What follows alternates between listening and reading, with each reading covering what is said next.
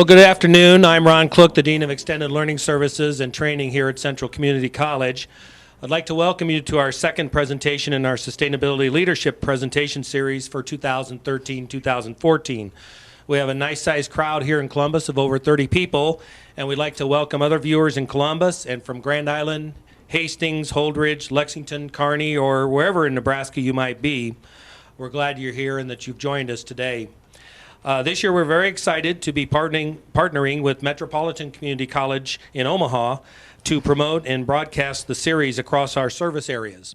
Hello to all of our Metro and Greater Omaha region viewers.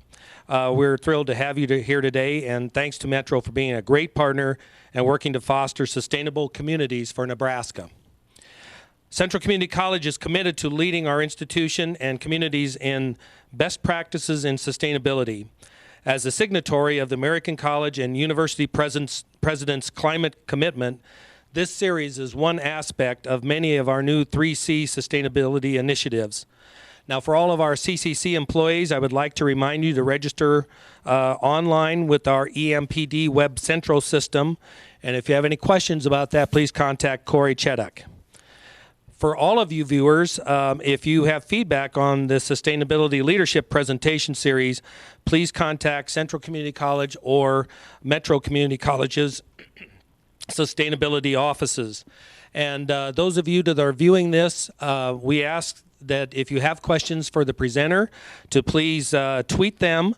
And the place you tweet them to is hashtag SLPS Thursday. And that's one word, SLPS Thursday. Now I'd like to introduce you to our speaker, Jordan Garfinkle. Mr. Garfinkle has applied his passion for stemming environmental degradation to transportation, energy, and natural resource issues across the country and abroad. Mr. Garfinkle has a bachelor's degree from St. Louis University, where he double majored in environmental studies and psychology, and a master's degree in natural resources and environment from the University of Michigan, where he focused on sustainable systems. He has been involved in resource management at the Department of the Interior and in rural villages in Kenya and Costa Rica. Currently, he's an analyst with Waste Management Sustainability Services, helping clients reduce their environmental impact in ways that benefit their communities and bottom lines. After work, Mr. Garfinkle is a volunteer firefighter in Delaware, and I applaud him for that. Welcome, Mr. Garfinkle. Mr. Garfunkel wasn't able to be here today. Welcome, Mr. Garfinkle. We are glad you could join us today.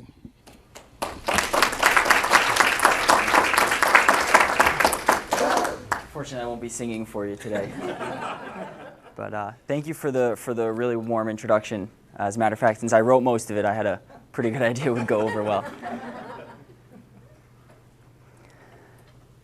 I ate a squirrel one time, and not a big one, not the whole thing, but I did. I ate a squirrel, and I started to realize, there's some truth to that saying when people say everything tastes like chicken.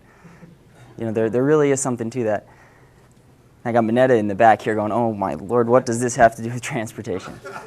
But I'll tell you what, I gotta watch it. That squirrel actually has just about as much to do with why I'm here as pretty much anything else that I can come up with. So I'm still young. I get told all the time actually how young I am. And I've been fortunate enough over about a quarter century to have lived in a range of different places. I've interacted with a whole bunch of different people, and I've gotten to experience what's important to different people in different places. And I started to see different things matter to people in different places. They should. They live in different environments. They have different economies. Different things matter to them. And different things that change the things that matter to them impact them in different ways. I grew up in a New York City suburb in New Jersey.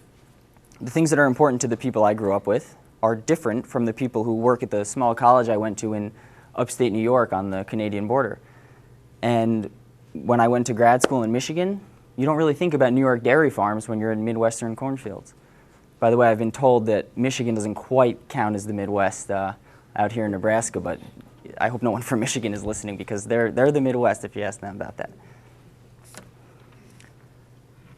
And then I also had some opportunities to live abroad. I spent a little bit of time in East Africa and some more time in Central America with hunters and farmers and fishermen.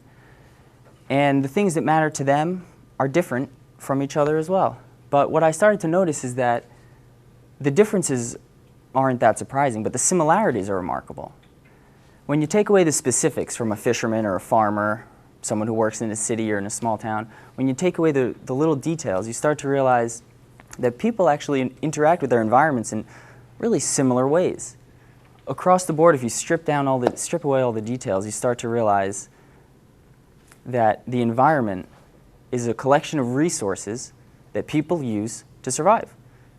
It's just a collection of resources around us: trees, water, air, land. We use them in different ways to meet our different lifestyles, but that's really what we have, and that's what we're dealing with. So we use the environment to survive, but I'm going to use the term survival pretty loosely. That obviously means different things in different places. You know, for us, 1 meal a day just really doesn't cut it. And actually, we prefer 3 meals, and not only that, our kids like their meals better if they're happy. So we have to take that into account. Of course, survival means different things, but survival means maintaining the lifestyles that we've adopted, that we're happy with, and also trying to improve them. So sometimes you hear about indigenous cultures who respect the environment, they love nature, and not only that, they really are in tune with environmental impacts. Well, that may be true, but I'll tell you what, it's because they have to be. It's because their cultural experience has taught them that if you fish too much or you harvest too much, the environment's not going to provide for you in the way that you expect it to. They're more in tune maybe than some industrialized cultures because they have to be. They have no choice. It's that simple. So for us, the same reality exists, but we're more disconnected. We're a little farther from those impacts and farther from feeling changes because the network that we're part of is so much bigger. We're part of a global economy now, right? We don't just depend on local resources. So when you go to the gas station in your car that was designed in Detroit and assembled in China, and you fill it with gasoline from Saudi Arabia and Venezuela, and you drive it down the street, you spew out gases into the global atmosphere, life in central Nebraska doesn't really change, at least not right away. And not in a way that once you start to notice those changes, can you make the connections so quickly and so easily back to the actions that sort of induce them. So we'll get into that in a minute. But I started to see the challenges surrounding sustainability through that lens, through the lens of different people interacting with their environment in different ways, but for the same core reasons. And I started to realize that if we really want to work towards sustainability, if we really want to work towards a brighter future, a world that we're all happy with and that we're happy passing on to our children, well, then our first challenge has to be redrawing those connections so we can understand that the things that we do have impacts. And it's not an argument, it's not a debate, it's a conversation. We have to redraw the lines. And it doesn't mean make things up, it doesn't mean invent new lines, and that's one of the things that makes this a little bit easier. The connections are there. The connections are real. People study them, and there's different fields of science and social sciences that can help us to understand those connections. But if we can translate those to sort of a broader conversation, I think that is the key towards understanding how we can move towards a sustainable world, and one that we're more happy with. So how does this really relate to transportation directly? Well, we drive our cars because they help us live the life that we've built. The lifestyle that we have, we want cars. And not only that, we need cars. We've built a world around cars. And I'll get into that in a minute, because we now have these cars that are something we want, but not only that, they become something we need. And so we use them. And they have impacts. They rely on resources, not only to make them, but to make them go. So we build cars. But we also have to make fuel that goes into them and drives them. I want to talk about transportation specifically with respect to sustainability, because I think for a lot of people, when they think about the term sustainability, when they think about human impacts on the environment, one of the first things that comes to mind is cars. You know, you see commercials, you see ads on the news that sort of, you know, tell you that a Toyota Prius, a hybrid, is really the way towards a sustainable future. It's clean, it's healthy, it's going to make us all happy in the future. But that's only half. I have two reasons why I want to talk about sustainability, and that's actually only half of the first reason. Cars have sort of become a symbol for both sides of this conversation. You can see, I'll sort of explain that. You can see an old truck that is belching out black smoke as it's going down the road, right? That can be a symbol of resource mismanagement, pollution. At the same time, you have that same Toyota Prius I just mentioned, and you're sort of going towards the other side of the conversation, towards sustainability, as people like to, you know, assign the phrase to that technology. So you have these cars that are sort of representing both sides of the debate. You know, some cars are bad, but some are good, and maybe the cars we have today are bad, but the cars of the future will be better.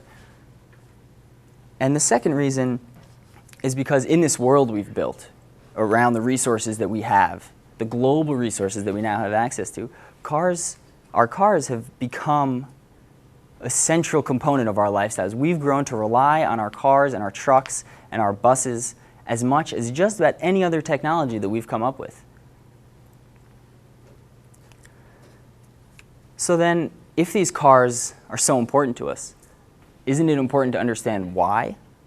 It's important, sure, to understand the technological impacts, the scientific impacts, and the technological factors that can allow us to sort of build better technologies, cleaner technologies. But isn't it first important to understand why we like the cars in the first place? Why do we need them? What's so good about them? If we didn't need them, we'd just stop driving. It wouldn't be so hard to solve at all. But we do need them. So what do we love about them? Why do we have cars? What has compelled generations of Americans for the last 100 years to get behind the wheel? Oh, I should be using this. So,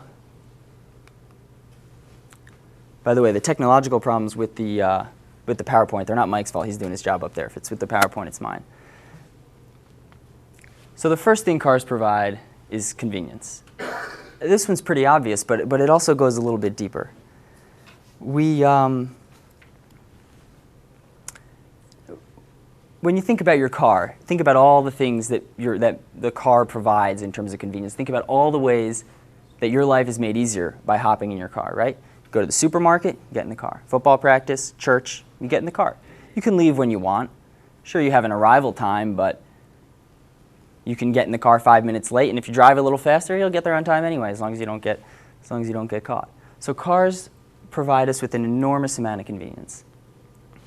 And not only that, because cars are so convenient, because we realized that cars provide us with all this convenience, we actually started to build our communities, our cities and our towns around cars to accommodate them even more.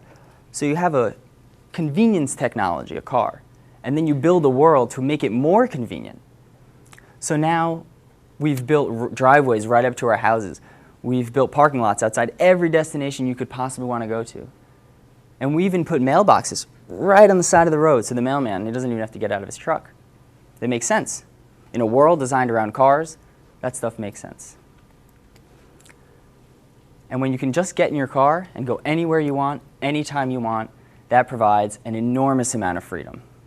You are freeing yourselves from any number of limitations that you would have with any other mode of transportation because you can get in your car. But I think this one is probably the most obvious. Driving is fun. We like to drive. We like to drive so much, as a matter of fact, that we will pay to watch other people drive. More people tune in to watch NASCAR sprint car series, by the way, than most football games on Sundays. So driving is so important that we use it for leisure. We use it to meet our needs, our daily needs in terms of commuting and going shopping. And we watch other people drive because it's so cool, the things you can do when you get behind the wheel and you're sitting on 3, 4, 5, 600 horses. So we understand a little bit about why cars have become such a fundamental part of life in America, why we love them and why we've come to need them. So what's the problem? If we have these cars that are so good, how have we allowed something to sneak up on us in terms of an impact, right? What are the impacts? Well, we have a few, and I'll give you an overview of a few of them, and then I'll get into some potential solutions and some ideas. I'm going to warn you about a couple of things. First of all, have you heard the term silver bullet technology? It's a technology that holds all the answers. I'll tell you right now, there are none. Especially with the transportation sector, there is no silver bullet. There's no one answer. It's not going to be electric cars or fuel cell vehicles or high-speed trains. This is a puzzle. We're trying to put together a puzzle here. I'm going to lay out the pieces. We're going to understand each piece. We're going to study it. And then we're going to see how each one fits with different people, with different communities, with different needs. And then at the end, I'm going to stop a little bit early, and because I understand that I came here to talk to you about what I wanted to talk to you about. But I couldn't know for sure exactly everything that you wanted me to talk to you about. So as we're going through this, if you want to write a couple of things down that I didn't touch on, a technology you may have heard about, maybe a point I did mention but I didn't get into it deeply enough, feel free to write that down, and at the end, before we get into general questions, you can do the same thing if you're following online. You can shoot a tweet over, and I'll sort of talk about those a little bit before we get into the general questions, because I'm here, I'm a resource for you, and I'm learning, just from these types of conversations for coming to different communities and talking about these types of things. So what are the impacts? Well, we have to get this oil from somewhere. One trip we have to make in our cars, whether we like it or not, we have to go to the gas station. And we go to the gas station, you get gas or diesel for your car or truck, and that diesel or gas has to be made from oil, which has to come from somewhere, petroleum. By the way, if you hear people say crude oil versus petroleum, they're essentially the same thing. So that has to come from somewhere. So what do? We get this oil, we pump it out of the ground, we ship it around the world in containers that are not always leak-proof. And crude oil is nasty stuff too. And we burn it. That's what we do. We take this fabulous resource that's non-renewable. Non-renewable means that on a human timescale, on our timescale, the Earth has provided us with what we're going to have, and it will not provide us with any more. So there's a limited amount. And there's a lot. We're fortunate. The Earth has provided us with a whole lot of it, but there's a limited amount. And oil is a fossil fuel. All fossil fuels are non-renewable. When you burn them, you directly and permanently reduce the amount that's left on the planet. It's just a simple fact. So we burn it. Well, when we burn it, it does more than just deplete the resource. It spews out all sorts of gases into the air. Some of them are harmful, some of them might not be, but there are a few that we know quite a bit about. And one of them that in terms of human health might be the most harmful, is called particulate matter. It's what it sounds like. It's really small particles that we breathe in, and they get into our lungs because they're small enough to get in, and they cause respiratory illnesses, and they're just really nasty, nasty pollutants. Basically, if you're not sick, they'll make you sick. If you're sick, they'll make you sicker. Another thing that might happen, and in fact, in actuality it happens all the time, is we sort of pollute indirectly the runoff that goes into our fields and our aquifers. Have you ever noticed that when you're driving on, it hasn't rained in a while, the most dangerous time to be on the road is people are nodding their heads, the first few minutes when it started to rain, not after it's been raining for a couple hours. Because there's some oil residue left on the road. When it starts to rain, it sort of becomes like a slick layer. And that's when you'll find a lot of car accidents, and when you lose control more quickly than you would when it's dry, and you would after it's been raining for a while. It's washed all that away. So that stuff gets washed away, goes into our fields, into the groundwater, into the ground, and nature has capacity to restore some of these things. We have a marvelous planet with really strong ecosystems that can clean this stuff up, but it's still there, and it still has impact. Some of it doesn't always get cleaned very thoroughly before it goes into our atmospheres. Here's another one. Burning any fossil fuel, in terms of, in addition to some of the air pollutants we talked about, some of the particulate matter and other things, and I'll mention a few more in a minute, also releases carbon dioxide, CO2. I'm sure you've all heard about carbon dioxide. The reality, it's really inconvenient and unfortunate, but the reality is that when you burn greenhouse gases, well, when you burn fossil fuels, you release carbon dioxide, and carbon dioxide contributes to climate change. When you release excess carbon dioxide into the atmosphere, it warms the planet. This is interesting because this effect, the greenhouse effect, there's actually no dispute about this whatsoever. They've actually been able to test that in a lab since the 1850s. So the greenhouse effect is real. Unfortunately, carbon dioxide is a greenhouse gas. Unfortunately, all the fossil fuels we rely on so much in our daily lives release greenhouse gases when you burn them. It's about 19.4 pounds, by the way, of CO2 released for every gallon of gasoline you burn. A little more for diesel. So the threat of climate change is real. As a matter of fact, things are already changing. This is just a chart. I'm not going to go into the science of climate change much. I got a whole lot, much more interesting stuff to talk about. But you have two lines here. So you have the red line, which shows you carbon dioxide levels in the planet over the last 400,000 years, and temperature on the planet over the last 400,000 years, average, annual. And they can actually measure back 800,000 years now. It's pretty remarkable, some of the ways they do this. So this is over 400,000 years. What we can see is it's pretty simple, right? You don't have to see the numbers. You don't have to look at all the details. One line goes up, the other line goes up. One line goes down, the other line goes down. So that tells us that there might be a relationship between carbon dioxide and temperature. Like I said, you can test the actual greenhouse effect in a lab. I'm sure you can do it some places on this campus even. Might be going the wrong direction, actually. Okay, here's another big one, national security. I'm not sure if this is something that we hear about, that you hear about a lot out here, but this is a real, national security is a real concern with respect to climate change. This quotation, I'll just read the last part. Climate change presents significant national security challenges to the United States. This didn't come from a political campaign. It didn't come from a politically motivated think tank. This came from an advisory board of a dozen retired 3- and 4-star military generals. They said that climate change presents significant national security challenges for the United States.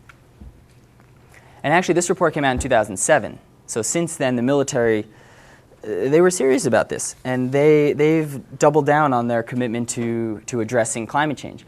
I think it's the military across all of their bases, they've made a commitment to cut fossil fuel, not just oil use, fossil fuel use to zero at 50% of their bases by 2020. That's a pretty ambitious goal. And the Navy is trying to reduce the fossil fuel use of their fleets, of the ships, and ships down 50% in the same timeline. So they're taking this seriously. They think that this is the real deal, not just because of some of the changes that we're going to be experiencing, but also because we're getting this oil from some countries that tend not to like us very much, or that we think don't like us very much, I should say. We get, by the way, in 2012, about 40% of the oil that we consumed here at home, we brought in from abroad. 40%. And that's actually an improvement. Back in 2006, that number was 60%. So we're doing well. We're trending in the right direction in terms of homegrown energy, using oil that's from the United States. But the numbers just don't add up, unfortunately. They're stacked against us. We use annually about 22% of all the world that's produced, all the oil that's produced in the world. 22% right here in the US. But we only have about 2% of the reserves. So the math really isn't in our favor when it comes to this. This is really a situation where you look at the numbers and you say conservation is in our favor. Conservation is a smart thing. This is a limited resource. Let's apply a little bit of frugality when we're just burning it up and losing it forever. So this is global emissions. U.S. greenhouse gas emissions in 2012, and a couple of things stand out here. First, we have 28% of greenhouse gas emissions are from the transportation sector. Something else stands out, right? We've got electricity. The electricity sector is a third. That's even bigger than transportation. What's really interesting here is that, well, first, if we want to get serious about reducing emissions, we have to get serious about transportation. But this gets even more complicated when we start talking about electric cars, right? Because then you're merging these two. You've got electricity and you've got the transportation sector. And we'll get into that. But for now, almost entirely, the transportation sector's piece of that pie is almost entirely due to oil, fossil fuels. Some of the changes that we're seeing. When I talked about some of those communities that were more connected to their environments in terms of the direct impacts that they feel, not in terms of how much they rely, right? That's the point. We all rely just as much on our environments. But when I talk about the direct impacts, I'll give you an example. If you live in a rural fishing village without electricity for pumps, and the sea level starts to rise, you feel that. You feel that. If there's a localized drought somewhere in the US, that doesn't mean the people who live there are going to starve. That's good. People shouldn't starve. People not starving is good. But that's because we have a different system built up around the resources they rely on. Their water source and their food source are not directly tied to what's available to them in the land they live, exactly in their immediate environment. So that goes to show a little bit of the disconnect that we've sort of developed here.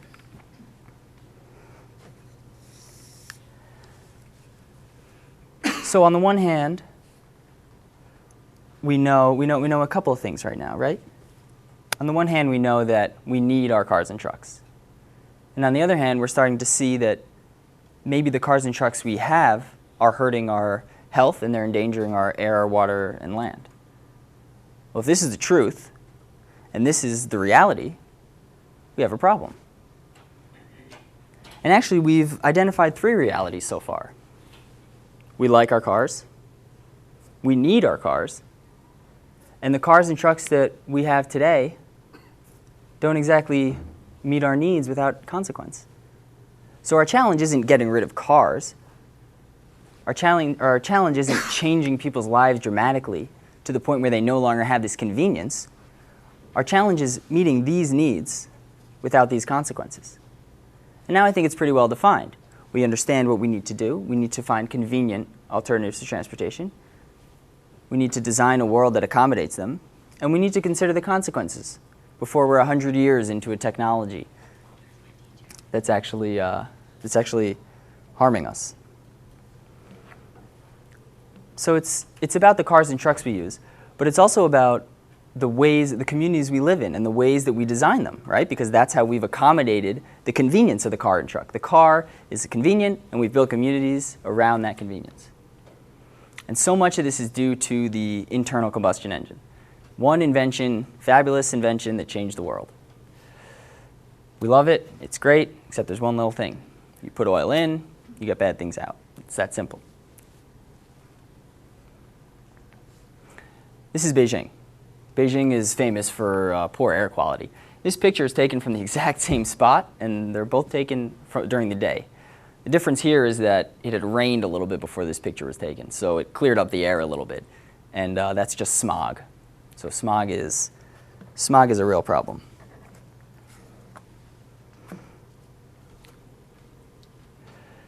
One of the ways, I'll get to this in a second actually, one of the ways that we have sort of developed solutions to these problems, right? One of the ways that we've sort of addressed pollution problems in the past, not just with respect to greenhouse gases, but any number of pollutants, is that the federal government can come and make a law, right? They can pass a law. Now, most people aren't big fans of federal government coming in and handing down regulations. And the EPA in particular, they're related to a lot of things with respect to the environment. The EPA in particular does not get a lot of good press. So lucky for you, they're closed this week. So is thanks Mike, so are so many other agencies this week. And the one thing they did nail on the head though is a couple of things with respect to human health and with respect to vehicles. So there's something called nitrous oxides.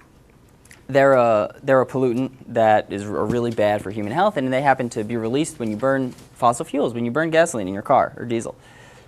What they did was they said back in the 70s, if you're gonna, we know the health effects are real, we know what's causing them, and we know what's releasing those pollutants. We know they're coming from cars.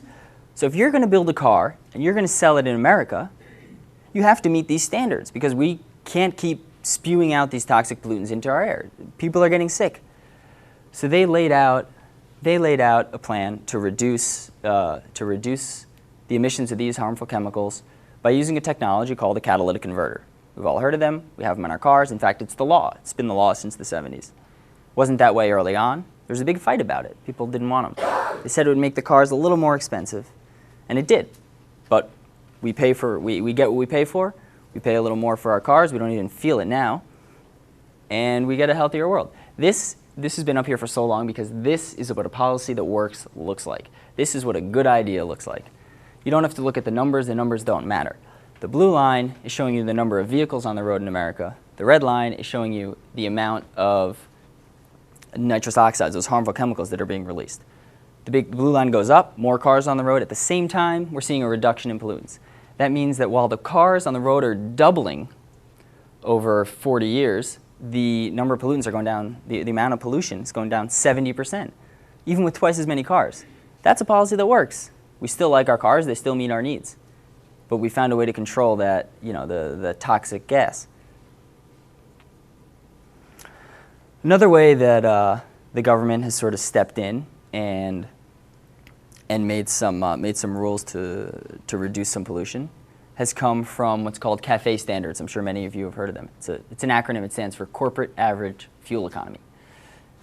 Now, sometimes big top-down regulations from the federal government are unwelcome and they're unnecessary, and we don't like them a lot of the time. But sometimes when you're dealing with an industry as big, as powerful, as influential as the automobile industries, when you're dealing with something that big, that might be the only way. Imagine if Omaha said, well, sorry, Detroit, you can't make the cars you wanted to. They get left out of the room, right? So sometimes you do need this top-down approach. And with CAFE standards, same kind of thing happened. Nobody thought about how much gas we're using. Nobody thought about the fuel efficiency because gas was cheap and we liked our cars, right? So what's the problem? Well, in 1973, there was something called the oil embargo, and it started getting people thinking, well, maybe if we're so vulnerable to this resource that we depend on so much being cut off, maybe we should pay attention to how much we're using. So in 1975, we got CAFE standards. What they do is they set the average of the fuel economy that your vehicle fleet as a manufacturer can have, right? And they're designed to go up gradually over time. And how are they doing? Well, they're doing pretty well. Sometime in the late 70s, the average standard was about 18 miles per gallon. By 2020, it'll be 36 miles per gallon. That's twice as much. That's pretty good. And there was a time in the period in the middle there, about 10 years, where we didn't really change them at all. So we sort of lost some ground there. So saving fuel is good. We save the resource, we reduce pollution, and we save money. I'll give you an example. If you have a car that gets 20 miles per gallon, on average, or an average driver, you spend about $2,100 a year on fuel. Replace that with a car that gets 35 miles per gallon, it's $1,200. So you save some money. You keep that car for 6 years, that's $5,400 you're saving. Now that's really starting to add up.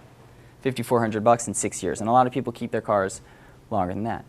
And this is a totally reasonable example. There are a lot of cars on the road today that'll get 35 miles per gallon or more. So if it's properly implemented, a government program can help. If it's improperly implemented, it can be a whole big mess, and we've seen those in the past too.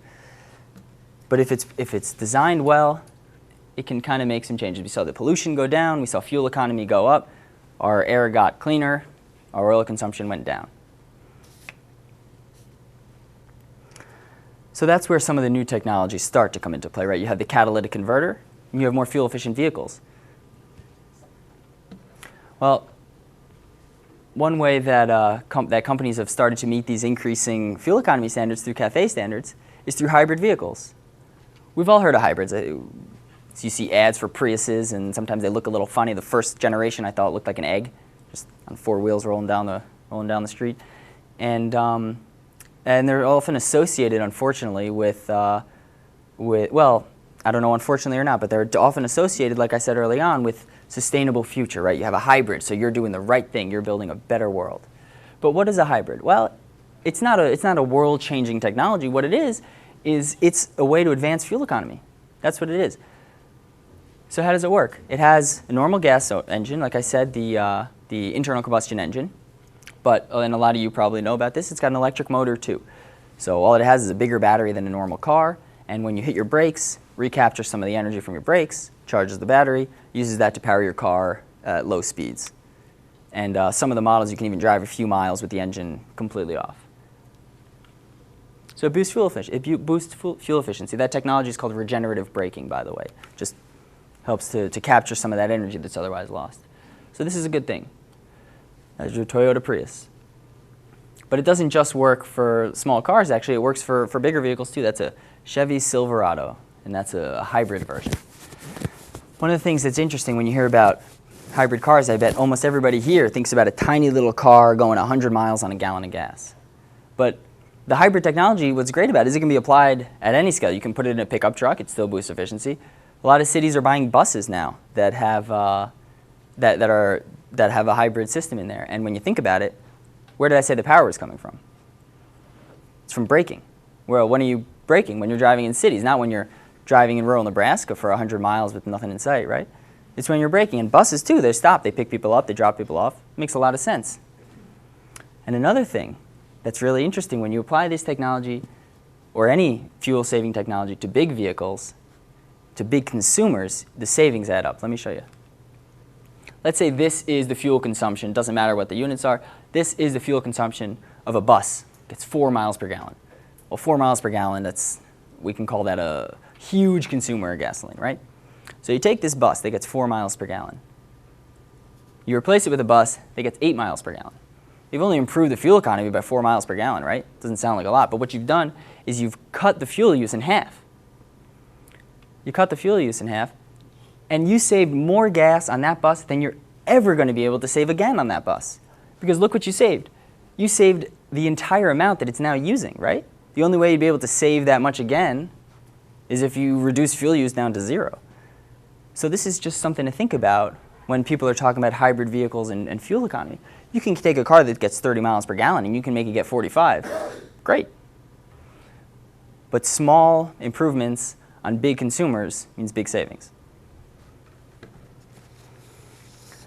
So the next step in the hybrid technology is, this is just a natural progression sort of that same technology. What's called plug-in hybrids. Well, as the name suggests, it's a normal hybrid, but it gets extra power by plugging it in. You can plug it right into your outlet at home. Same technology, but it's got a bigger battery. So it still uses regenerative braking to get some power to the battery. But when you plug it in, you charge it up, you can go farther on the battery and on the electric motor alone. You can go on some of the newer models, I think it's like 12, 15 miles just in electric mode, which is kind of cool. The engine's just off the whole time. When you hit that point, by the way, where it needs more power, the engine just starts up on its own. You're driving and the car sort of starts, which is a little weird because you're going 30 miles an hour. But you have to charge. You have to charge it. Something that Mike was actually telling me about on the drive over here is that there were some problems with electricity demand. There was a drought and recently, and you obviously need quite a bit of power for irrigation. And this is something that when you have 1 or 2 electric cars in a town, it's not a big deal. But when you have a ton of people plugging in their cars at the same time, when you've got other demands on your electric system, you've got to watch out. So that's something we have to think about if we're going to adopt this technology on a large scale. Do you want to blow the grid because everyone plugs in their car at the same time?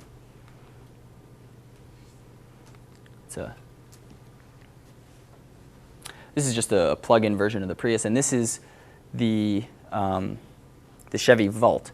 This has been sort of touted as an electric car. I'm not going to spend a lot of time on this, but it also has a little gas engine in there, so it's sort of like they cheated a little bit. They called it an electric car, but they got some gas in there. It's called an extended range plug-in hybrid. Go about 40 miles on the battery alone. So here's a little video I want to show you. It's an ad for the Nissan Leaf that I think many of you may have already seen.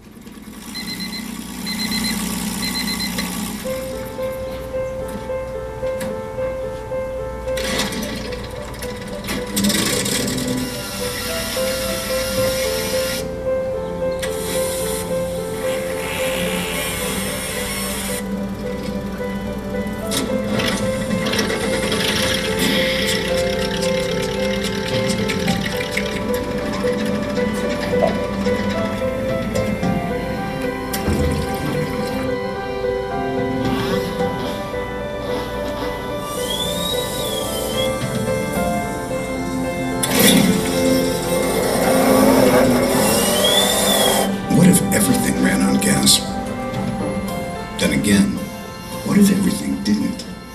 The 100% electric, zero gas Nissan Leaf. Innovation for the planet. Innovation for all.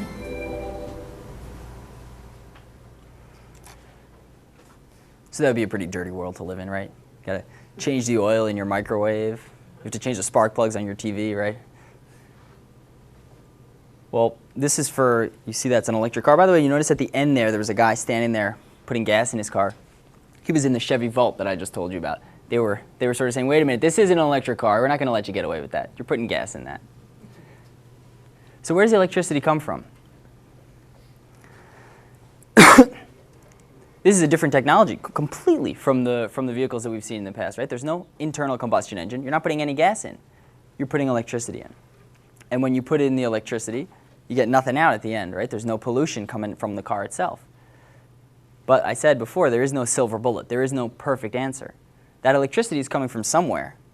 And the way you generate that electricity determines entirely what the environmental footprint of driving that car looks like. So where does the electricity come from? Well, it depends on where you live. Here in Nebraska, you get about 2/3 of your electricity from coal. The remainder is almost entirely from nuclear.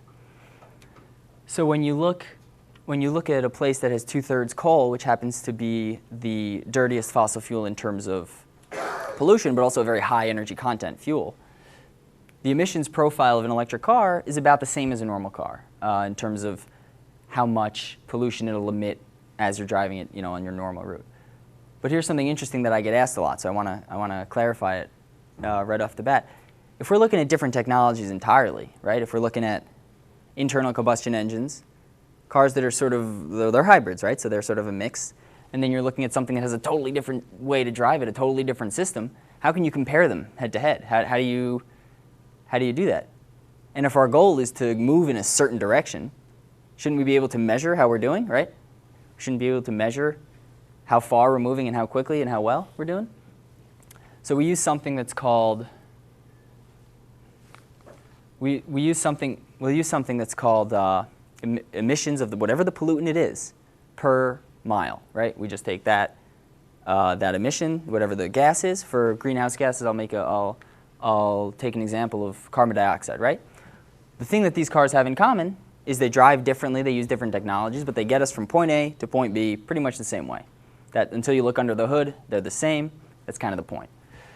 So if you take carbon dioxide, an average car that gets 25 miles per gallon would emit, you can do some quick math, I'll do it for you, it emits about 350 grams of CO2 per mile. That's just the number. 350 grams of carbon dioxide per mile. So now you have a metric you can use for the electric car too. You can say whatever grams per mile.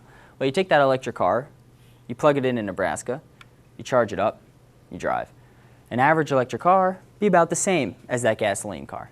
About the same number. I did the math. You can do it yourselves. I'm pretty sure you'll come up with about the same number. But if you take that electric car and you bring it to Washington State, where most of their electricity comes from hydropower, you can cut that number almost in half. You get about 200 grams of CO2 per mile. So that goes to show you that the electric car is fundamentally different from these other ones. No matter what you do, burning a gallon of gasoline will always result in 19.4 pounds of CO2. It's just the way it is. It's a scientific fact. With this electricity, with an electric car, it's entirely dependent upon where you're getting the electricity from. So you have a challenge, but you also have an opportunity. As we move away from fossil fuels like natural gas, which is sort of half the greenhouse gases roughly of coal and less even with respect to some other pollutants, towards renewables like wind and solar that don't emit greenhouse gases, you're going to get a cleaner grid and you're going to reduce the emissions. I mentioned wind in particular because in Nebraska you have a huge potential for wind development, and there have been some recent studies that show that the economics are really starting to balance out. It's going to start to make sense, and it already is in a lot of places. So that's a resource here that makes a lot of sense. So where you get the electricity from, you're going to see, by the way, I use clip art quite a bit. So if you're frustrated by these images, hunker down. We're in for a few more. But this is electricity. This is Nebraska's electricity grid. Like I was saying, the remainder is almost entirely nuclear, but you've got a lot, and wind is pretty much untapped when you think about the size of the resource we're talking about. A lot of wind. What about the batteries? Well, there's no silver bullet, right? So just like we have to drill for oil, just like we have to mine for coal, we have to mine for the lithium that's in these batteries. They're lithium-ion batteries, the big ones in these cars these days. And the batteries are pretty big. I think the one in the Leaf's Nissan Leaf's like 500 pounds. That's a lot. So this is where we have to go back to that. We're looking at a big picture now. Let's go back to the local impacts, to the local environmental impacts. When you mine lithium, are you doing it in a way that protects the workers' health? Are you doing it in a way that protects their water? Well, maybe we can. Are we right now?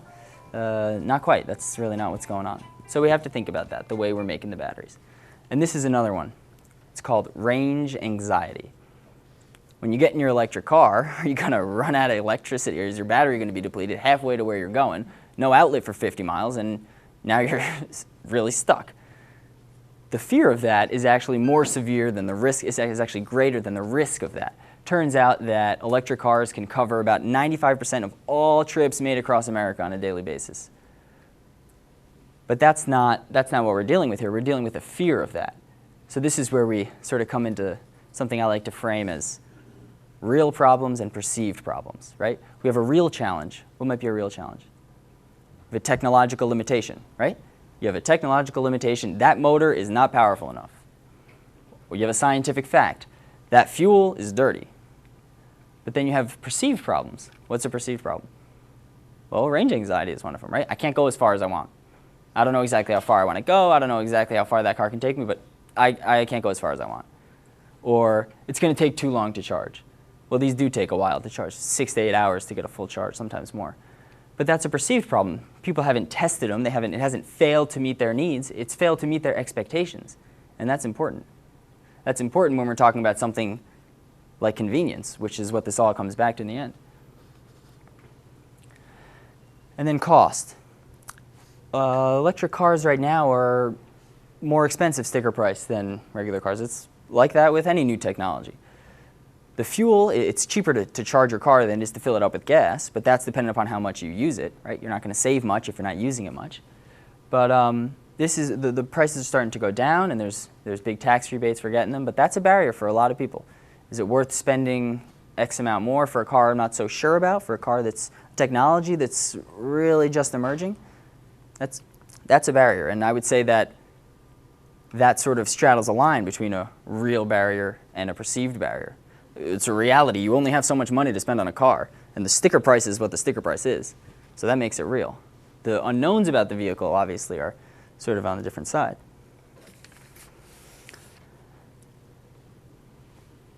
Well, here's an interesting one here in central Nebraska. I'm sure you've all heard about, I'm sure you all know quite a bit about ethanol. I don't have to explain to you what ethanol is. And we put ethanol in pretty much all the gas now sold in America. You know that? About 10% in most of the gas we sell in America. There's some motors that we can sort of just modify a little bit, and we can now run them on what's called E85, ethanol, 85% ethanol gasoline blend. And that's pretty cool because you can sort of put either fuel in the vehicle. What's interesting with ethanol is you get a little bit drop in fuel economy, but that's only because ethanol has less energy in it per gallon than a gallon of gasoline, so that's normal. You're putting less energy in, you're going to get a little less out. So you're a little drop in efficiency, really not the end of the world. And it turns out that really we started making this from corn because corn is this magnificent crop. Corn, it's remarkable. It's really versatile. We can make just about anything from it, and we do. We make fuel, we make food, we make feed, we make things to replace plastics that can be composted, that are biodegradable. It's really remarkable, the things we can do with corn.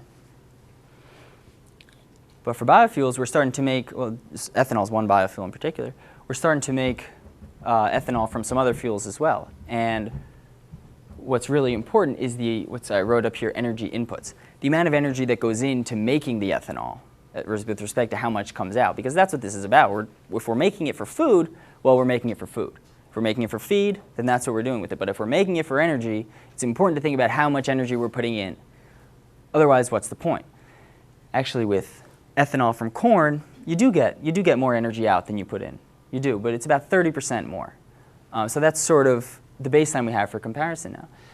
And as it turns out, when you compare it to some of the other feedstocks that they're using for ethanol, you have a little bit better performance on some of the others. So switchgrass, can't do anything else with switchgrass. Let's make fuel with it, right?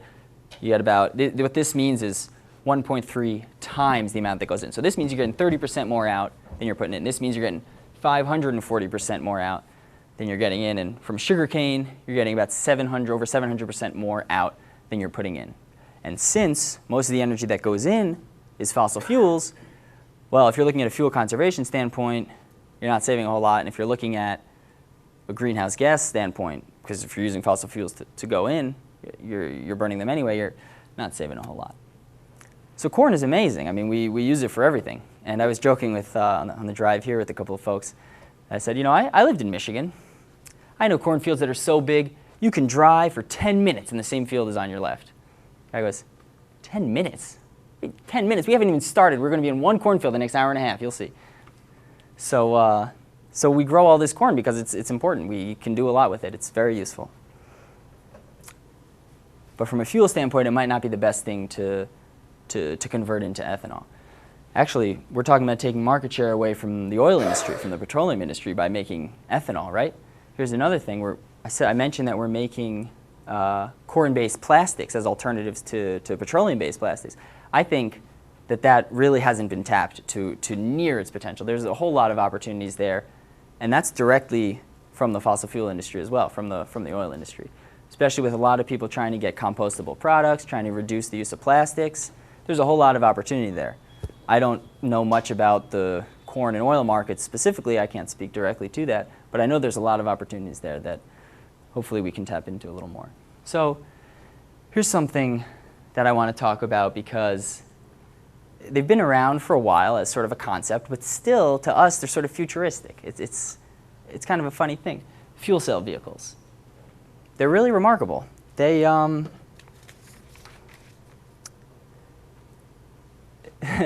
kind of funny because this is one of those technologies, I'll tell you before I go into it, this is one of those technologies for 15 years. People have been saying, oh, you know, that point where everything just starts to come together and the technology makes sense, well, that's 10 years away. Well, I would say 15 years later, we're still about 10 years away. But what it is it looks like a normal car. This is actually Honda makes a few of them, and I'll get into them in a second. This is the Honda, I forget the model name, it's their fuel cell vehicle. They sell a few in California. Looks like a normal car, and it's got electric motors just like an electric car. But instead of a battery that you charge up in your house and you put in your car and you start driving with that electric motor, instead of drawing the power from there, it's got what's called a fuel cell on board, which actually generates electricity from compressed hydrogen gas. So you got a little fuel tank on board with hydrogen gas in it, goes through this process, makes fuel right there. Kind of like with your gasoline car. You got gasoline in the tank, you hit the gas, it burns it, converts it to energy right there. So it's stored, of course, but it's stored differently than from in a battery. You don't need to charge your car for 6 to 8 hours. You can fill up at a facility in about 10 minutes, kind of like with your normal car. And you can go a lot farther. You know, I said maybe 80 miles in an electric car. You can go about 300 on one of these. That just depends on the size of the tank.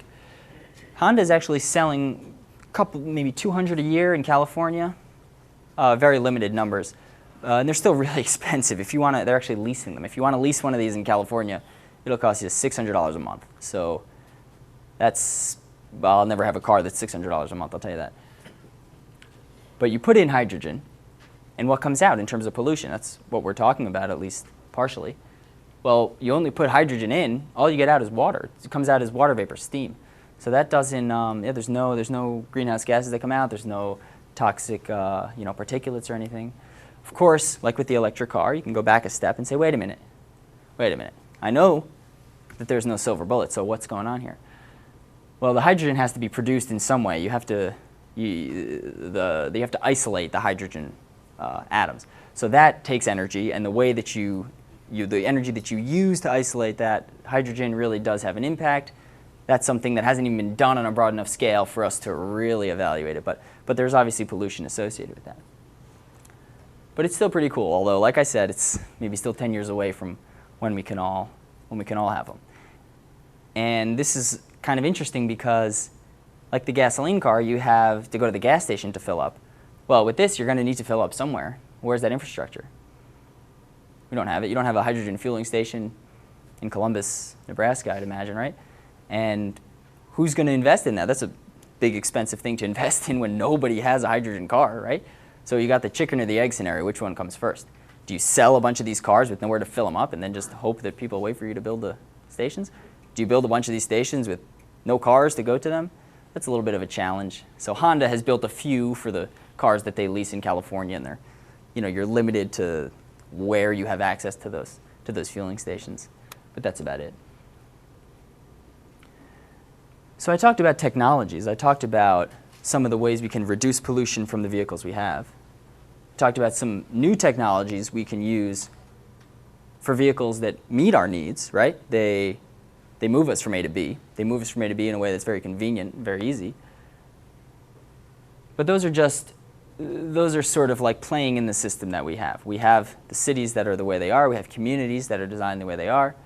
There's another piece to that. I said it's a puzzle, right? So here's another piece. We can also, while we've sort of worked on changing the technologies that move us around, we can also change the way we design the places where we do all that moving around.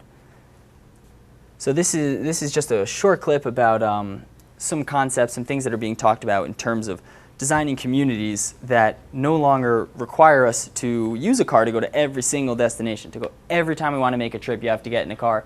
These are some communities that are starting to be designed differently in a way that doesn't make it seem less convenient to walk or take a bus or something like that. Because right now, if the most convenient option is to drive, you're going to drive.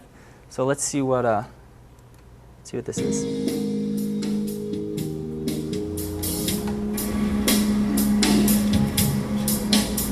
Our nation decided to develop an interstate road infrastructure and to develop our communities to accommodate automobiles for economic growth.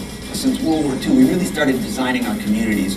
Whether big cities or small town America, we really shifted entirely toward the automobile. The car would bring freedom, then we built roadways for that, we did our zoning for that, we segregated uses. We've kind of clustered our housing in one section of society, and then we put our schools a few miles away. Then we took our employment centers and put them a few miles further away. And then if you want to go shopping, go 8 miles up the road in order to hit the mall that has maybe 300 stores. They're all together and not near any housing or office buildings.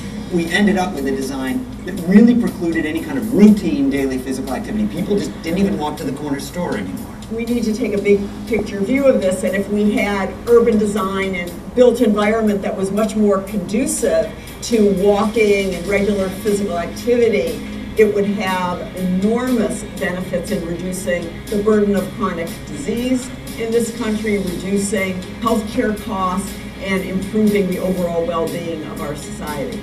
I've often said that it takes a healthy community to produce a healthy population. So a lot of us are starting to ask the question, what would it take to build a place where we were more active? Can we do it? And the short answer is, yes, we can. We know what it takes. And there are communities all over the country actually making a very conscious effort to get there.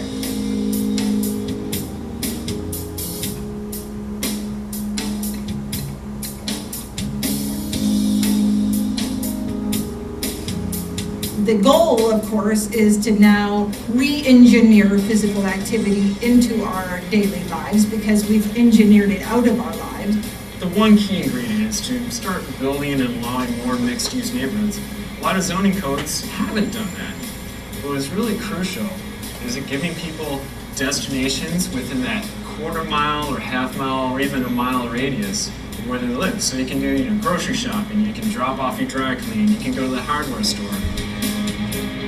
Our organization believes that the walkability factor of a neighborhood is the strongest indicator of the quality of life in that neighborhood. We need to build our communities so it's more conducive to walking and biking. We need to site our schools so that our kids can walk or bike to school again, like most of us did growing up.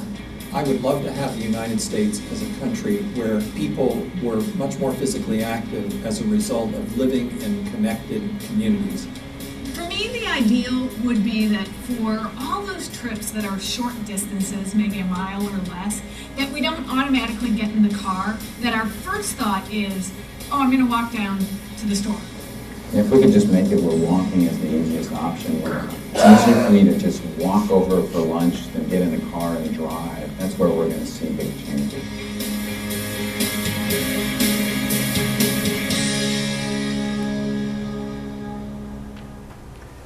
So I know we have some people joining us from Omaha, and this is some more densely populated areas. This might be a little bit less relevant for somewhere like here and some of the other campuses you got around Central Community College System, and a little more relevant for some other areas. And that's what I was talking about. It's a puzzle.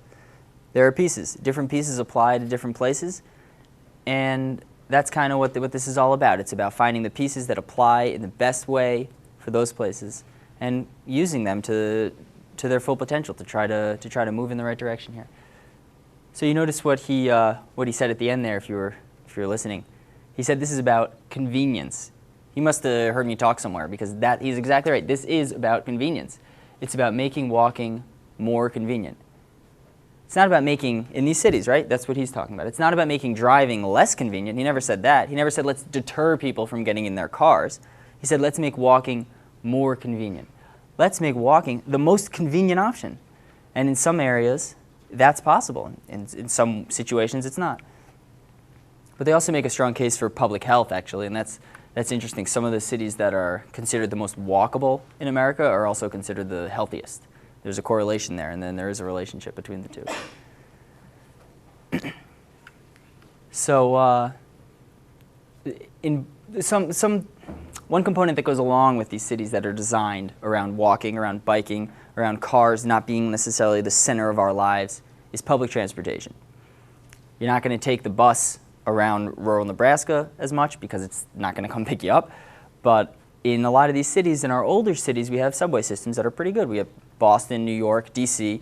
The subway is really convenient. And a lot of times, if you want to get across town, you hop on the subway, you get there, and half the time it would have taken you to get in your car and try to find a parking spot when you navigated the traffic and whatever else was going on your way there. So like I said, it's a piece. It can fit. But in contrast to those older cities I was talking about, you have Los Angeles as one example.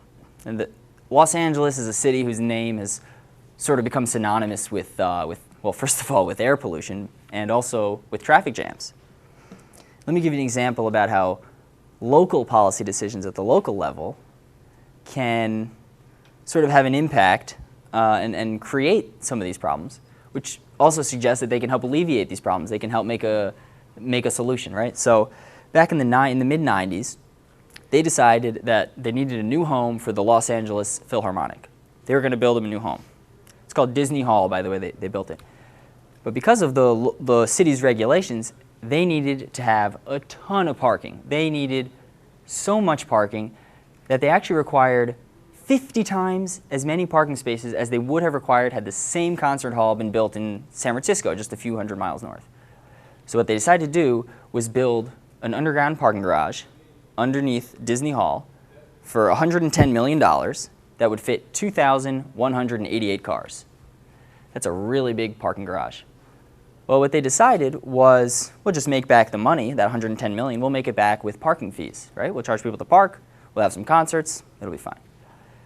Well, they crunched the numbers. It turns out they needed 128 concerts a season, not a year, but a season, in their concert season, to actually pay back the debt they owed on that parking garage. 128 concerts a season. So that's what they did. They now have 128 concerts a season at Disney Hall. What started as a parking garage to accommodate the theater has now become the parking garage funding, has now become the theater funding the parking garage. This ridiculous requirement about minimum parking has now made a ridiculous requirement about minimum concerts. I think something's not right there. And the only impact isn't, there are more impacts than just on the finances of the concert hall. They built the parking garage so they could make money by people coming to park, but they can't force them to park in their parking lot, right? So what do we say? They're going to park there if it's convenient, right? So they built the roads and the entranceways to accommodate people kind of going right underground into their parking garage. And you come in from inside, you come in from underneath, and you end up in the middle of the concert hall. Sure, they have front doors, but that's not how it's designed, really. That's not what it features. So all the area around the concert hall that could have been walkways, could have been bike lanes or whatever, they're now driving lanes to get into their parking garage, because if you have to wait too long, you're going to go park somewhere else. So they're accommodating cars first and people second. If it was designed differently, like maybe it might have been in a place like San Francisco, I'm sure it wouldn't have been so skewed towards just getting people to come in their cars.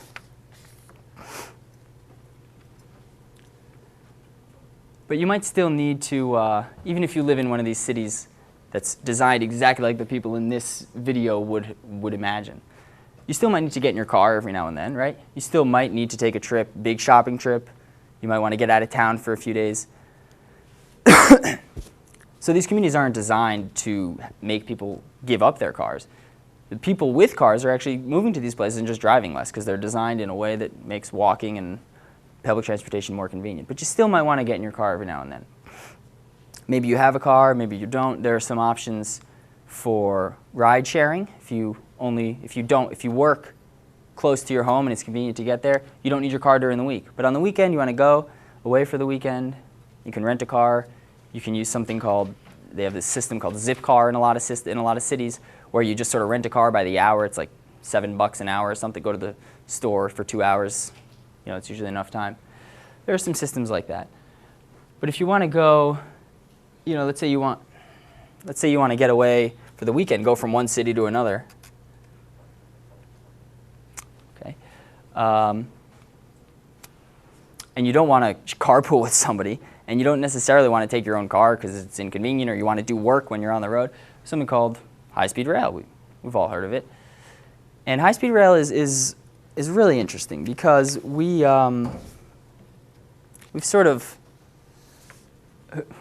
about it, and it's become politicized like everything else today, right? It's just become a political issue. But the reality behind the technology has nothing to do with politics.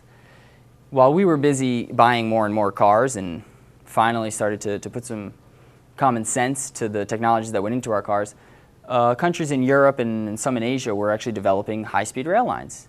High-speed rail is just a fancy train that can average over 150 miles an hour. And when you're going from one city to another, that has, you know, a large population in both places, and you want to get away for the weekend, sometimes it's easy to just get on the train, you sit there for 2 hours, you do a drive that would have taken 6, and you can play on your iPod or do whatever you want, do work for the trip. So it's a convenience thing as well, like I said. And we first saw them in Japan in the mid-60s, but they've sort of taken off all around the world. And what's interesting is I think it was back in 2006, China still had 0 miles of high-speed rail. But now, 2012, I think they have, or at the end of 2012, they had something like 6,000 miles. They now have more miles of high-speed rail than anyone else in the world. We now have approximately 0 miles of high-speed rail. And we have one little section in the Northeast that can go a little bit faster for a few parts. It's called the Northeast Corridor. It's not really high-speed rail on the scale that we're talking about. But how do they make sense? Well, sure, they're convenient, they provide convenience, but we have to apply that impact on that component of impact on the environment. We're using these resources. Does it make sense? Well, so here are some of the lines that have been proposed to sort of, you know, traverse the country, different high-speed rail lines. This is just one proposal. There are 100 out there, and they connect big cities. They go through Nebraska. I don't think they plan to stop in Nebraska at this point, so you may want to say something about that. I've heard talk of a line from Omaha to Lincoln, but nobody's building anything anywhere, so I can't say that that's going to happen anytime soon. But in terms of the environmental impact, well, if we can compare get rid of that for a second. If we can compare electric cars and gasoline cars based on the emissions per mile, can we really do that with a train? I imagine it takes more energy to move a train than to move a car. But we can go one step deeper. Not just are these technologies moving us from A to B, they're moving people from A to B, right? So you can look at the emissions not just per mile, but per passenger mile. How much pollution does it release for each person that it moves per mile? If you have a train with 400 passengers, you get to divide that total number by 400. The average ridership for a car in America is about 1.6. By the way, if we're talking about efficiency, that means when you're driving around, you're lugging around about 3.5 empty seats in your little 5-seater. So how does it stack up? Well, actually, it shows that high-speed rail is pretty good. This is the important column here, right? So you have, and for people who might not be able to see, this is showing that high-speed rail on that metric I just said per passenger mile for carbon dioxide is half that for a car. This is saying a car, like I said, has 1.6 people per trip, right, on average. So this is for a train that they, is full or however they calculate that. It's about half. Buses are actually better, even in terms of efficiency. They're even more efficient. But high-speed rail is pretty good. It does make sense from that standpoint, and it's got convenience benefits. But you have to have the system set up, right? You have to have the high-speed trains. You have to have the rails for them to go on. You have to have a stop in a city that you want to go to and a stop in a city that's near where you live. But it is a convenience thing, and you know what? I think it passes the test. I have here convenience, convenience, convenience, because we know that that's what it's about. We've seen regular cars do well because of convenience. We've seen our cities be built and our communities be built around that convenience to accommodate it. We've seen the alternatives that do well, like hybrids. Yeah, maybe they're not as popular, but now they're making up about 3% of sales in the country. And they're starting to take on because people realize they're just as convenient. And you know what? I can save money on gas. So it passes the test. But now you've all just heard me talk about technologies for a while, and you're going to leave here, you're going to get in your car, and you're going to drive home. And you know what? I'm going to get up tomorrow morning, I'm going to go to the airport, I'm going to get on a plane, and I'm going to fly home. But that's okay, because this isn't just about the decisions you make today, right? This isn't about you going to the dealership and buying a different car right now or giving up your car and trading it in for a pair of rollerblades. This is about starting a discussion. It's about changing the way that we look at transportation and the problems that it causes. It's about meeting our needs. It's about defining those needs. We want to get from A to B. I don't care if it's a button or a pedal. I just want to get there. And I want to get there when I want. I want to get there how I want. It's about relating the impacts that these have to our lives, because we know that it's more complicated for us than for a group of hunter-gatherers. It's a little bit different. So we can make small changes. We can maybe carpool a little bit. We can use ride-sharing systems if you want. If you all work at the same place and live near each other, you can commute. Some university and college systems have, or any employer has a system online. You can sign up, I'm going A to B. Does anyone want to hop in the car with me? Yeah, you can do that. So we can make small changes. But we can also demand big changes. We can say, when we build our cities, when we build our communities, let's build them in a way that accommodates these new systems, in a way that is sort of more in tune, not just with the past we had, but with the future we want. And we can take the long view. We hear a lot about the economics of this, and because nowadays every decision, it seems, is an economic decision. And that is a reality, and it's important, and it makes sense, because money matters. But sometimes things cost a little bit more early on. Some of these early technologies cost a little bit more in the first few years. How do we expect people to pay a little bit more, to spend a little more money with a little uncertainty in the first few years? Well, we make this kind of decision all the time, right? If you're an hourly worker, you get paid by the hour. You knock off work a few hours early to go watch your son play football. Well, did anyone do the math and say, well, the value of seeing that football game doesn't really add up to how much you're losing at work for 3 hours? But of course we know it's worth it. Of course we know it's worth it because we value that. Well, let's value our understanding of the future we're headed towards and our understanding of the future we want.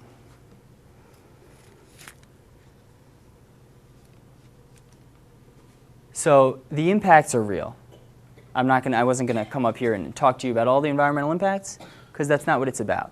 It's about understanding that they're there. It's about understanding the way some of them work and how they're caused. We know that pollution is bad. We know that conservation is good. What I should have put up here too is you know that convenience is mandatory. We need these solutions to be convenient. It's all about convenience. And there is no silver bullet. We know that too. So if you come away from today with really just one thing, I want it to be this. Try to look at these issues with an open mind. Try to think about the bigger picture. Try to think more about how the decisions we make today might really serve us in the future that we pass on to our children. Can we build the communities that we want in a healthier future that we want? And let's put politics aside. All of this has become so politicized. Everything, it seems, today is a political discussion. But I'll tell you what, this is not a Republican thing. It's not a Democratic thing. I don't care if you're Republican, Democrat, Green Party, Tea Party. It doesn't matter. Because everybody wants clean water. Everybody wants clean air. Everybody wants their kids to have some certainty about the world they're entering. Everybody wants to be able to pass on the life we lived, or a better future, to our children. You want to understand that the crops you plant today are going to grow tomorrow or next year or 50 years from now for your kids. So if we're honest about what really matters, it's not about which political candidate said what on which topic. If we're honest about what really matters, the future that we're headed towards, then maybe our politics will start to reflect that. But until then, I think we should just focus on the future that we want and understand that this technology, cars, that we want and that we need is moving us and driving us towards a future that we don't. So I want to see if there's anything I didn't touch on. You know, right off the bat, there's a technology that's burning in someone's mind. I really wanted him to talk about the Fred Flintstone mobile, where he's pedaling, you know, down the road with his feet, or something like that. Or if there's something that I mentioned briefly that I didn't get a chance to go into too much. And I gave you a little time to think about it throughout the presentation, but I was hoping to get at least 3 people right in front of me to chime in, and also we'll get, you know, be saved by some people on Twitter too, I'm sure. And Minette, are you you're teched up?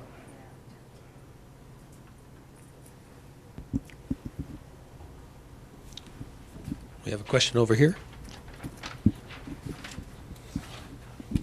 Can you talk a little bit about vehicles that run on food byproducts like the grease and the inventions? Great. Yeah, that's great. So the slide up there where I talked about ethanol was entitled biofuels, but I really just talked about ethanol. And those are just other biofuels. That means it's a fuel that comes from a biological product as opposed to a fossil fuel, which has been buried underground for a million years. So those vehicles, I heard some of them you can take, you can go to McDonald's and have them kind of dump their grease in your fuel tank, and you drive around smelling like French fries. But it works, you know, and those are internal combustion engines too, just like in your car. They're modified in whatever way you need to make them burn French fry grease, but they burn the same way. And some people, you know, on a kind of on a small scale, people are making them work.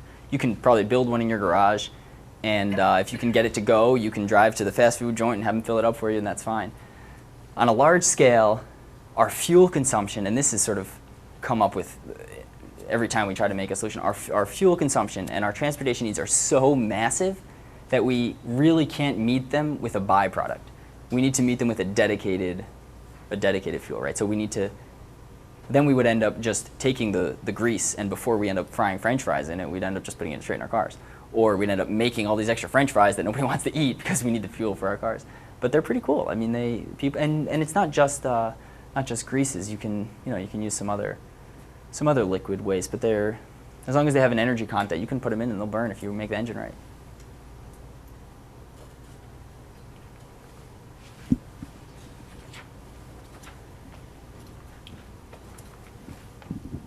I had a friend of mine that sent me a YouTube video, and it had a car. They were putting water in the tank, and it was breaking it down. They set it on like a liter of water. It would go about 100 miles, and it was a technology that was being researched. Do you have any knowledge of anything? I can't say exactly what that video is for sure, but I can tell you that it sounds to me like it's a fuel cell, like what I talked about.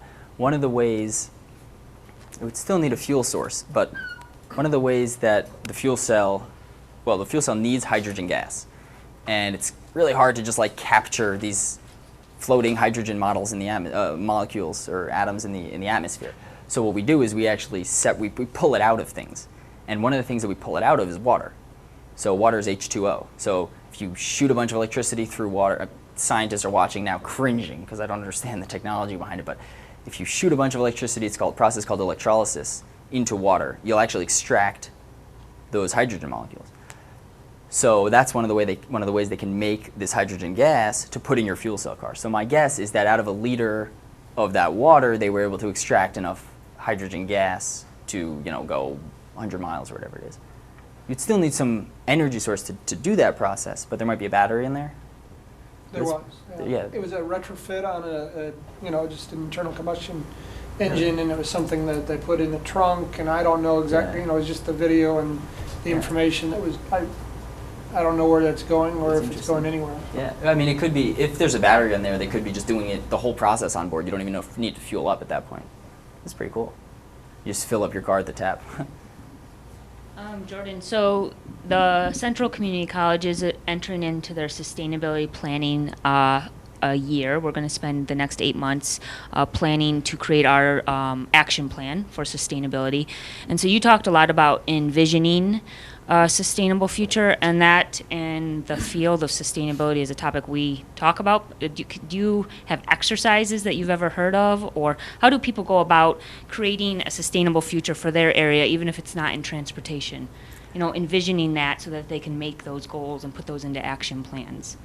So like I talked about, the most important component here being convenience, the most important component of any of this is people, right? So that's what I would say is you need to understand who the stakeholders are in these issues. And the stakeholders just mean the people who care, right? So if it's for the community college system, then it's the students and the faculty and the staff and the people who have a stake, the community members, even if they're not directly connected to the university. So it's, I helped Metro Detroit cities a few years ago when I was a grad student reduce their sort of did some planning to reduce their energy use across all the metro communities there that were the suburbs of Detroit. And one of the things that we did was we got people in a room. And first we spent some time convincing them why they should care about this stuff. But once we had some people who really cared, it was a lot easier to get them together and bounce ideas off each other. Once you have a common goal that you're working for and people care about it, you can sort of extract those. I know in Detroit what we did, or Metro Detroit, we actually didn't involve the city, but it was a lot of those communities around there. What we did was, a lot of them were more rural communities too, is we had a member of the city government, and we had a community member, someone usually between the age of like 20 and 35, who was sort of like connected to the younger base in the community. And they were sort of they were the two representatives, and they couldn't come to those meetings without two representatives, because they were the people who sort of represented some of the, they were connected to their communities. And once you get those people together and they care, you can sort of develop solutions together. But you need people who care. Okay, I'm going to just highlight what Jordan said. There's a few people, campus facilities, were you listening? About getting into a room together. So that question was for you guys. But we actually have another great question from our Hastings campus. They're asking, how do we get leaders to realize and make walking convenient when focusing to be on building mini malls off major highways? So how do we get them to care about? Making walking convenient when focus seems to be on building mini malls off of major highways. Assuming that there is no politics involved in why they're focused on mini malls, I would say that it's about what people are demanding. If you build a mini mall and people go and spend all their money there, well, they might build another one. If people are saying we want more walkable communities, I don't want to drive my car 15 minutes in traffic in a town to go to work, or I don't want to get stuck in a snowstorm and not be able to make it to class, then they might try to address that issue. So again, it's about people, and it's not just about having something you care about. It's about expressing it. You have to say something, first of all. Try to get together with other people who care and speak together. You have a bigger voice. So again, it all comes back to people and getting people who care to work together. We have a question tweeted to us. Do you consider corn to be a good product to make ethanol, or is there a better alternative? Do I consider corn, the question was, do I consider corn to be a good product for ethanol, or are there better alternatives? Well, I showed the graph briefly that just showed that of 3 popular crops, corn actually needed the most amount of energy to make a certain amount of ethanol. So I would say from an energy standpoint, corn isn't probably the best option for ethanol. I would say the thing that corn has on all those other crops, that you can use corn for, I mean, we use it for everything. Like I said, it's so versatile. switchgrass is a big crop for cellulosic ethanol, and I really don't know what else you do with switchgrass. You burn it or you make it into ethanol, or you just let it go unharvested.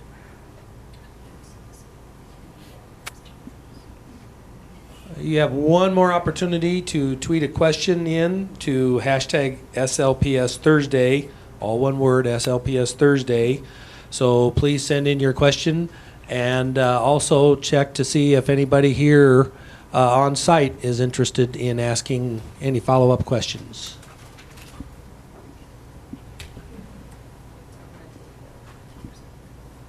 I have a question. I'm curious how.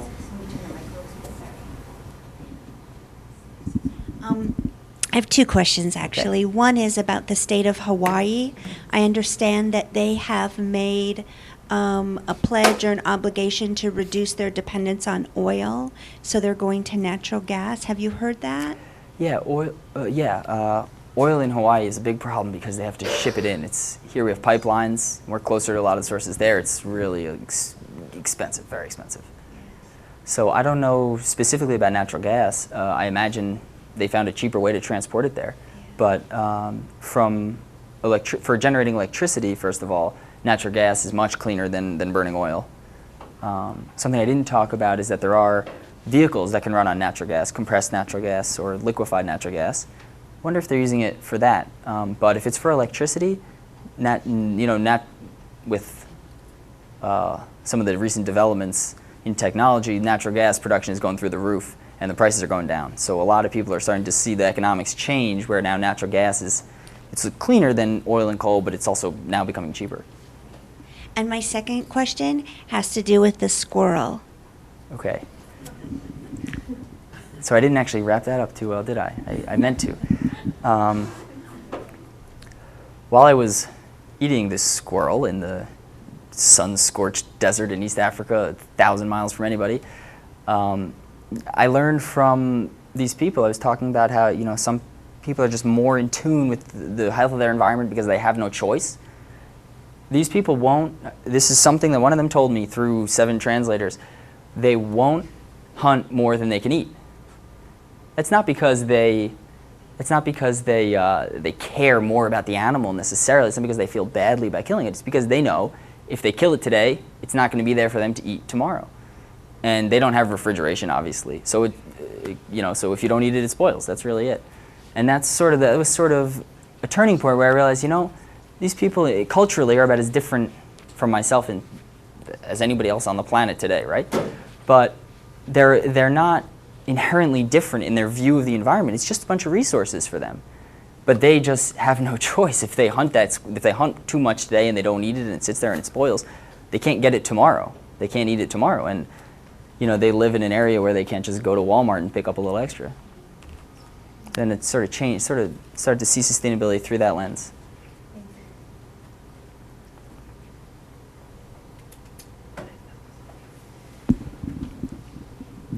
Okay, so as we go into sustainability planning for the college, the question is, before we meet, what Jordan has told us, how could we use what he's told us or pieces of what he's told us to make transportation sustainable for Nebraska, a commuter college where half of our emissions are going to be related to people coming and going to work. What does that look like?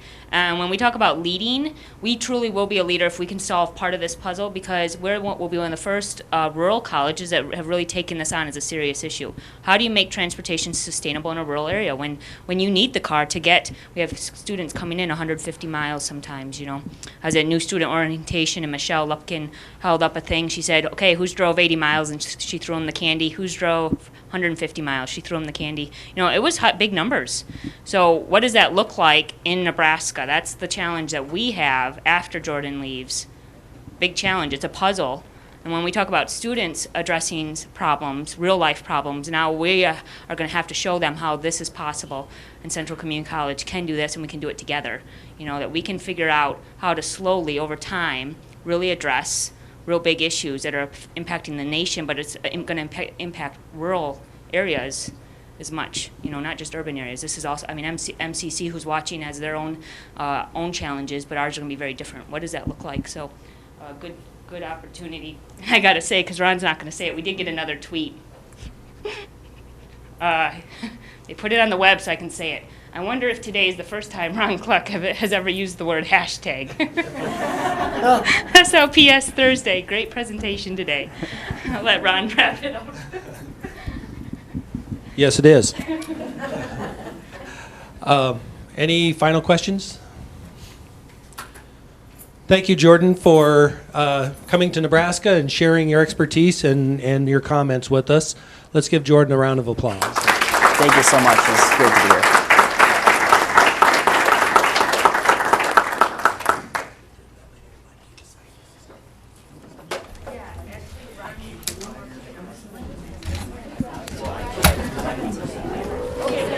Last minute announcement that Darren's going to make.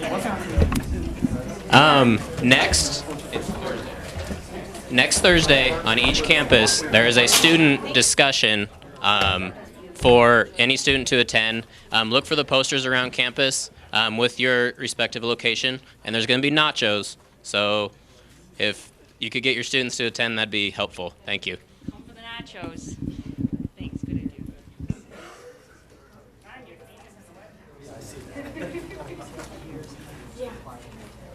Yeah, but